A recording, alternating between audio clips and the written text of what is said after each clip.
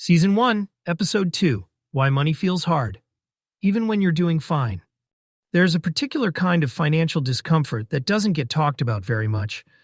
It's the feeling of doing fine, earning enough, saving something, not being in crisis, and still feeling uneasy, not panicked, just unsettled. If that sounds familiar, you're not alone, and it's not a personal failure. Most people assume that financial stress is proportional to financial trouble, that if things are hard, stress makes sense, and if things are okay, stress should go away. But that's not how it works. In practice, money often feels hardest not when things are breaking, but when they're ambiguous.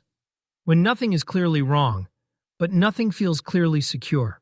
That ambiguity is heavier than it looks. Here's the quiet reason money can feel hard even when you're doing fine. Uncertainty scales faster than income. As life improves, complexity increases. There are more accounts, more decisions, more trade-offs, more invisible risks. And very few people are ever taught how to organize that complexity. So instead of clarity, they carry it all at once. Think about how many different jobs people expect their money to do without ever naming those jobs. Money is supposed to pay the bills, and build the future, and protect against emergencies, and support other people, and grow, and stay liquid, and not take risks, and somehow still outperform inflation.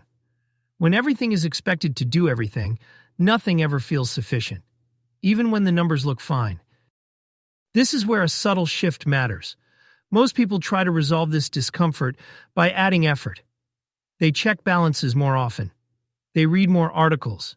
They tweak allocations. They open new accounts. They stay vigilant. But vigilance is not the same as security. In fact, constant vigilance is usually a signal that the system underneath is asking the mind to do too much. There's an important distinction here.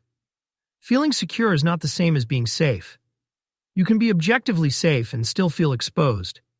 You can also feel calm in situations that are objectively fragile. The goal of the quiet work of money is to align those two things as closely as possible. So safety and calm point in the same direction. That alignment doesn't come from more information. It comes from clearer structure. Structure does something subtle but powerful. It reduces the number of questions you're asking yourself at the same time. When money has clear roles, fewer decisions feel personal. Spending stops feeling like failure. Saving stops feeling inadequate. Investing stops feeling like a gamble. Not because nothing can go wrong, but because when something does, you know where it belongs. Another reason money feels hard even when you're doing fine has to do with comparison. And not the obvious kind. Most comparison isn't about wealth. It's about imagined competence. We assume other people have it figured out. That they're calmer, more confident, more certain. But most of that confidence is inferred, not observed. People rarely talk about their doubts. They talk about outcomes, and outcomes without context are deeply misleading. There's also the issue of time. When you're doing fine, you're often carrying the present and the future at once. Today's obligations, tomorrow's uncertainty, the mortgage, the kids, the aging parents, the body, the career. Money becomes the container for all of it. That's too much to ask of any one thing, unless it's designed deliberately. This is why the next step isn't to ask, how can I make more? It's to ask, what am I asking my money to do right now?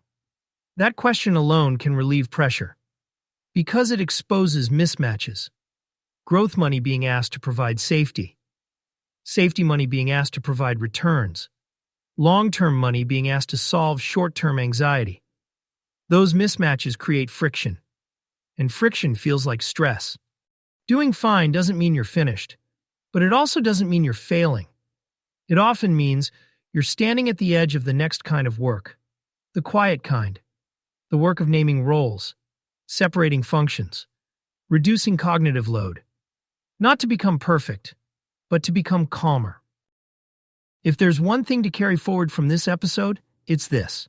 When money feels hard without an obvious reason, it's usually not asking for more effort. It's asking for clearer structure. We'll start exploring that structure next. Slowly, one system at a time. No rush. Next time, we'll talk about orientation before action, and why doing less at the right moment can change everything.